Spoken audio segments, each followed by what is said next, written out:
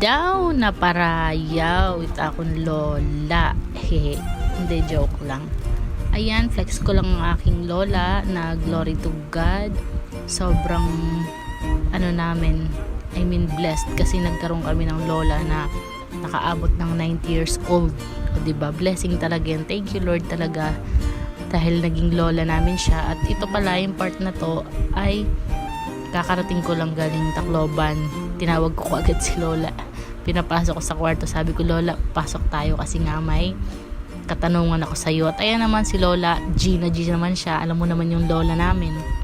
Lord to God lang, kahit may edad na, wala siyang masyadong karamdaman, wala masyadong nararamdaman sa katawan. I mean, yung mga sakit-sakit ganun.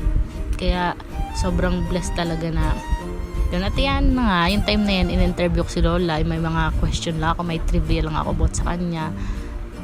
Ang galing, sobrang nakaka-amaze yung mga sagot ni lola. Talagang nahangang-hanga ako sa kanya kasi nga sa edad niyang ganyan, imaginein mo, hindi pa siya makakalimutin, hindi niya pa naaalala niya pa yung mga bagay na mga simpleng tanong lang. Imaginein mo, may tanong ako about sa 18 years old pa lang siya, alam niya pa yung sagot, as in, talagang na-amaze ako.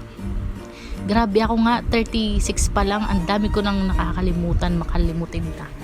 Kaya praying na lang na makaabot ng ganyang edad. At ayun lang, nung medyo marami na akong natanong sa kanya, lahat naman actually nasagot niya, nagbibilang-bilang pa nga siya, as in talaga detail yung mga sagot ni lola. Sobrang na-amaze talaga ako. Sana makaawat din ako ng ganyang edad, diba? At ayun lang, ito na, patapos na yung question ko. Hi ka lola.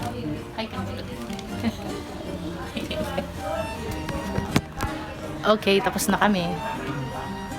Watch nyo na lang yung next vlog. Thank you. Daw na parayaw ito akong lola. Hehe. Hindi, joke lang. Ayan, flex ko lang ang aking lola na glory to God. Sobrang blessed kasi nagkaroon kami ng lola na nakaabot ng 90 years old.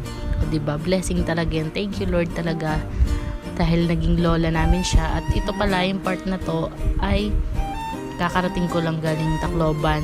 Tinawag ko agad si lola. Pinapasok ko sa kwarto. Sabi ko, lola, pasok tayo kasi nga may katanungan ako sa iyo. At ayan naman si lola, G naman siya. Alam mo naman yung lola namin. Lord to God lang, kahit may edad na, wala siyang masyadong karamdaman, wala masyadong nararamdaman sa katawan. I mean, yung mga sakit-sakit ganun. Kaya sobrang blessed